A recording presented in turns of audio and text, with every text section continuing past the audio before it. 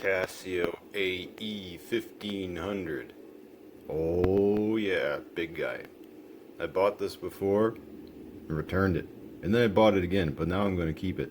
I almost bought the 1600, but I didn't because there's a couple of things I really don't like about it.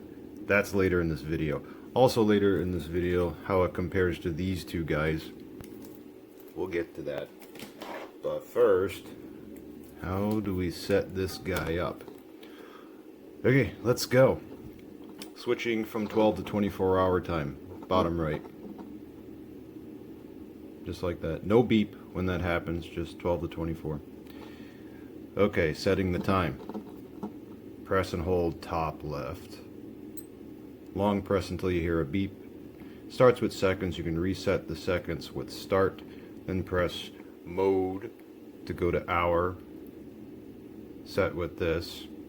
Press mode to go to minutes. Set with this. I should note right now that you can't go backwards. That just turns on the light when you press the top right. You can only go forward with this. Once you're done with setting the minutes, press mode. Set the year. Now, if you happen to go past the year you want, oops, well, how do you get back to the year you want? Just press and hold start. It will go all the way up to 2099 and then back to 2000. You gotta wait. And then we go to the year we want. Having the correct year is important because that is what gets the correct weekday set, as in Monday, Tuesday, Wednesday. Gotta have the correct month, day, and year set. Oop. The timer just went off. I'll get to that in a minute. When done with the year, press mode. We go to the month. This is a month, day watch. Doesn't do day, month, just month, day. So we set the month with this. It is September, month 9. Press mode to go to the day. And set with this. And press mode. And back to seconds. And once we're done, we short press top left. We're done with that. On the next screen is the alarm. You have alarm, pay attention down here, alarm number 1, 2, 3, 4, and 5. And then hourly signal, so we'll start with that one first. Now, ordinarily it's like this.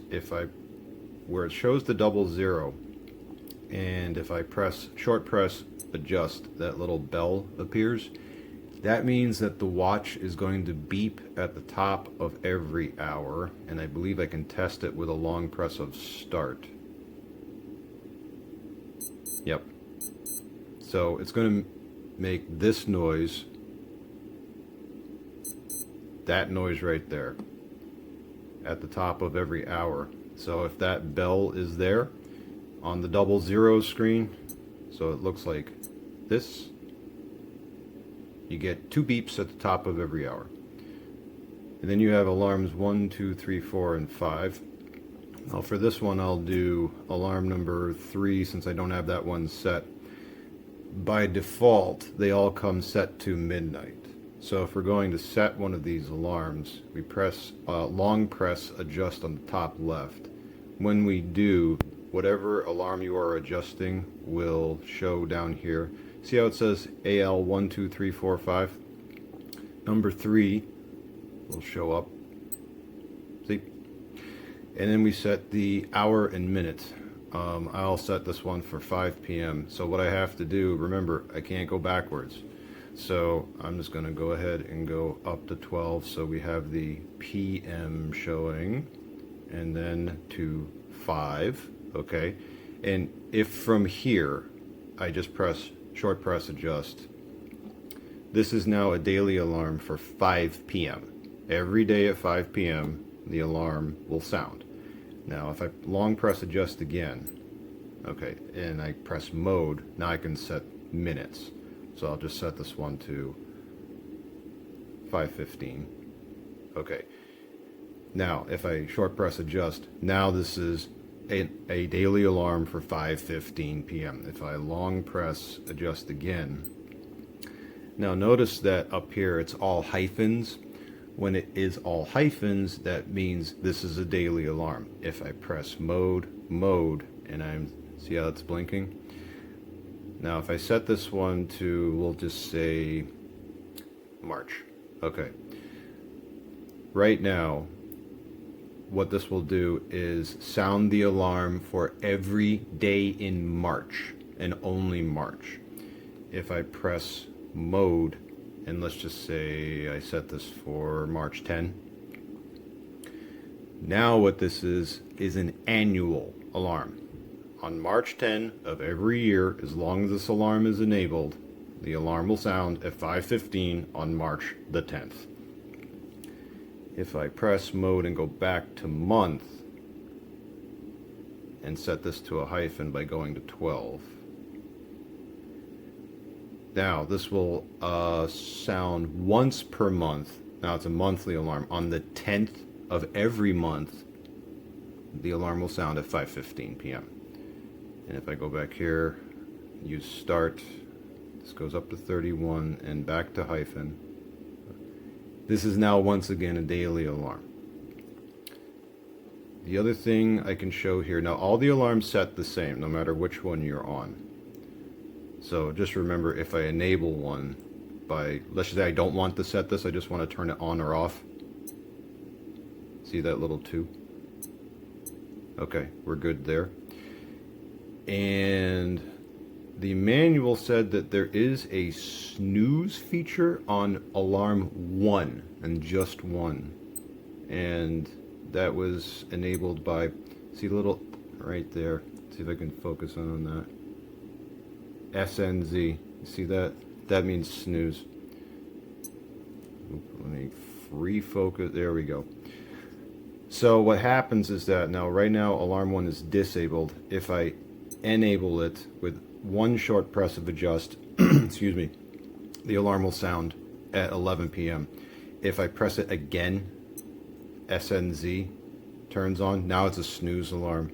So what happens is that when the alarm sounds and you press a button, this will wait 5 minutes and then the alarm will sound again. I don't know how many times it does it. I think 3-4 times. And that's that. And then if I press it again, the alarm is now disabled. That's the way that works. So if you want to use the snooze feature, it's only on alarm number 1. The other ones, if I disable this one, see how AL2 is now out. If I press it again, it's enabled, but then disabled. There's no SNZ. So that's only on number 1. So let me disable this one. I'm going to set this one back to midnight, because I don't use this one currently, just to show you how this is done.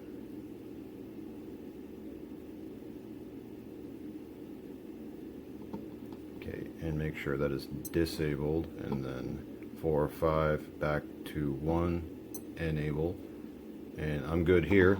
So press mode. Now we have the timer. Now if the timer, I'll reset this to 0 just to show you what happens there. So this will go up to 59 minutes and then back to 0. Okay. If I start the timer when it's all zeros, 24-hour timer, that's the maximum. 24 hours, that's what you get. So I start the timer with start, I stop the timer with start, and I reset with adjust. What I can do here is I can set either hours, minutes, or both. So if I set this to, I'll just set this back to what I had it as a 15-minute timer, and then adjust, and then start. Now we have a 15-minute timer. I don't believe I can set seconds with this. Let me see if I can. No, just hour and minute. The other thing you can do here is press the top right button and watch the display. ARPT. That means auto repeat. So if, for example, I set this to 2 minutes, just to show you how that works, and then press, and ARPT is on, I press adjust, and I start. This is now a 2-minute repeating timer.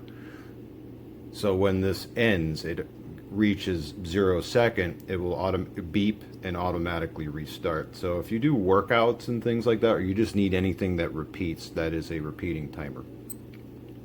So I'm going to go ahead and reset that. And to disable it, just make sure it's blinking, press the top right, and ARPT goes out. And now it's a timer where when it ends, it just beeps and stops. So I'll set this back to a 15-minute timer. All right. Next screen, stopwatch. Press start to stop the stopwatch. Press start to stop the stopwatch. Press adjust to reset the stopwatch. The only other thing we can do here is, let me see if I can do anything here. Nope.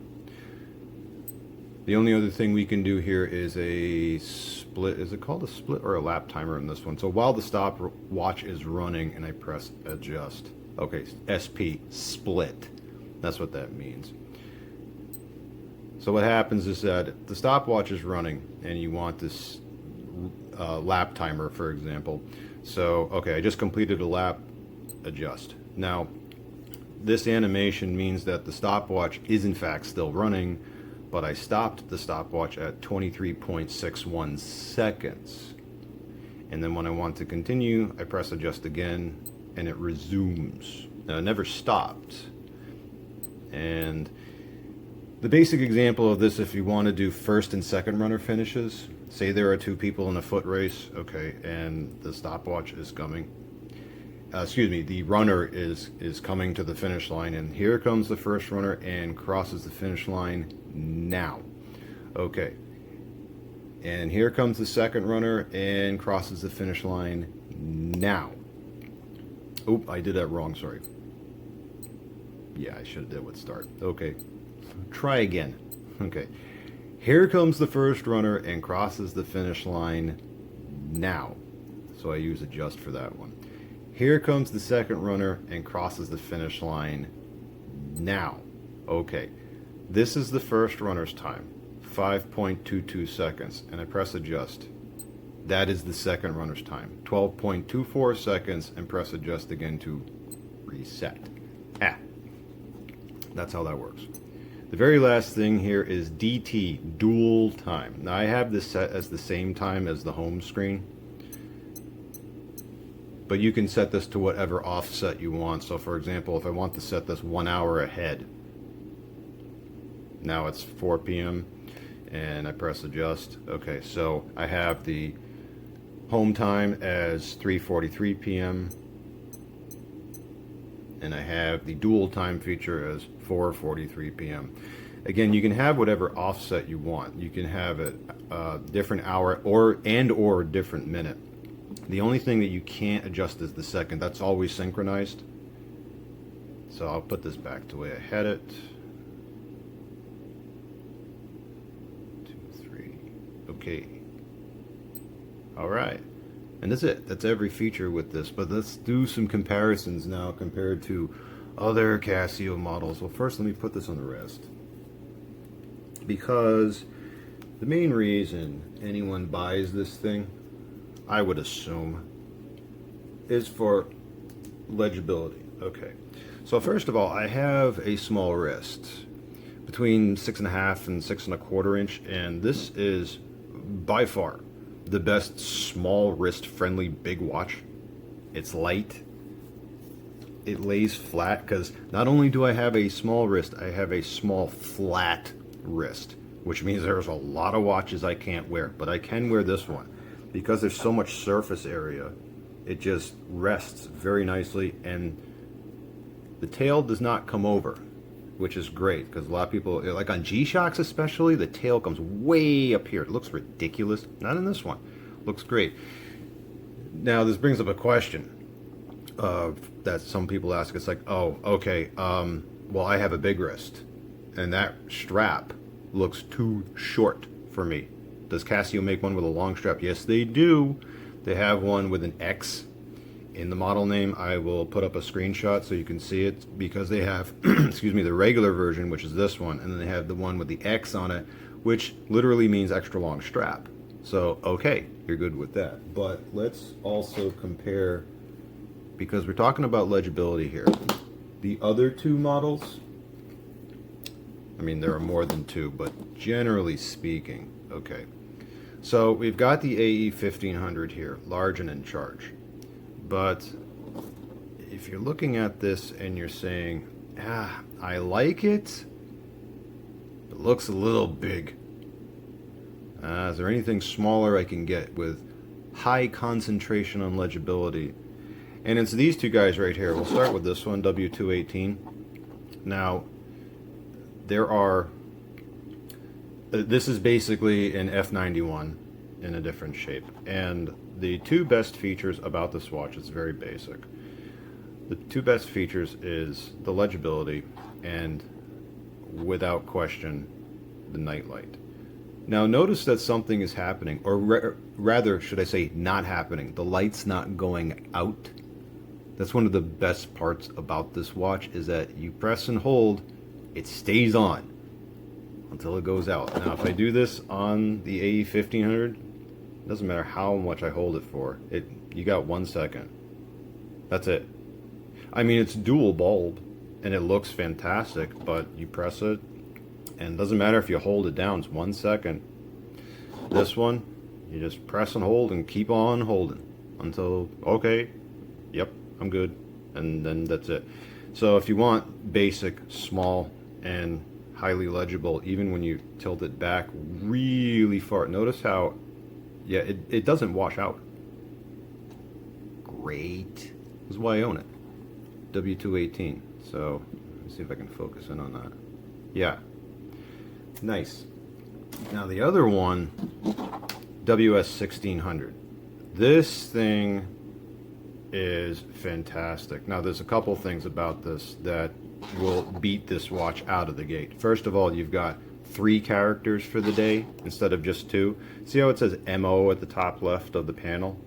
And this one says MON. Sometimes that matters to people. It does. Now, while the nightlight is not quite as good as the AE1500, and certainly not as good, this one has the best nightlight for sure, the W218. Still highly legible. And another thing about this, which is fantastic, is that the date display at the top right of the panel, it's not as thick as this. This is thicker, but this is, if you look at it, it's bigger on this one. Crazy, huh? Yeah, so you've got the biggest date display, month, day, on this guy.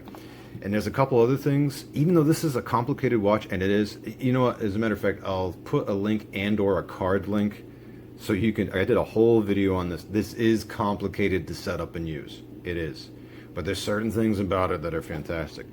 First of all, when I'm going to the alarm, now this is a single alarm, and I'm setting it. There's 2 things I can show right up front. First of all, I can go forward or backward, and second, the current time is shown while you're setting the alarm. That's convenient more than a little bit. You don't have to remember what time you just saw. Nice. That's just nice. You know, just little things like that. I just really like that. This is why the WS1600 is so nice. I mean, it doesn't have the best strap in the world. This is basically AE1200 sized. Okay, anyway, I was talking about legibility here. So we've got more or less what's accessible to you. So you've got W218, really basic, but really good. You got WS1600, and you've got the big chunky dude, AE1500. Choose wisely. But I think this one is great. Now I mentioned the 1600. Okay. So why did I go with this one over the 1600? Functionally, they are identical, but there's one huge difference, and it's not just case shape, because the 1600 is square shaped and this one's round.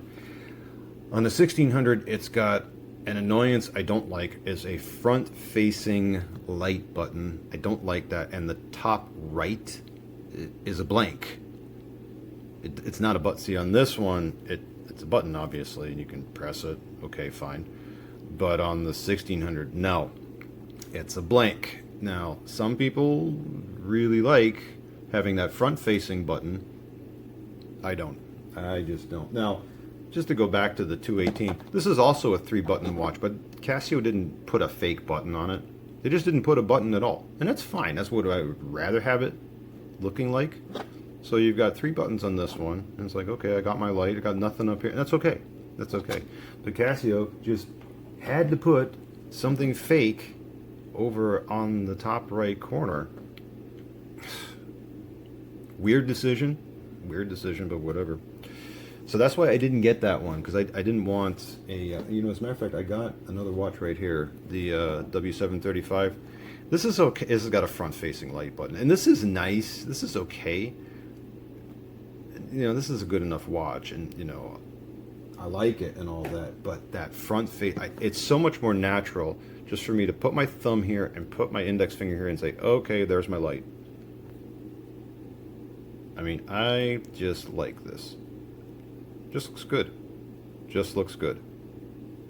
And speaking of overall look, yeah, I'm glad this is, there are a few colorways for the AE1500. The basic black, yeah, I think that's the best of the lot. Although the sand colored one is quite neat looking. And if you go with the X version for the extra long strap, instead of having white text on the black case version, they have like a mustard colored, goldish looking text. Looks kind of neat, So there you go, people. AE1300. So even if you got a scrawny little wrist like I do, yeah, it fits.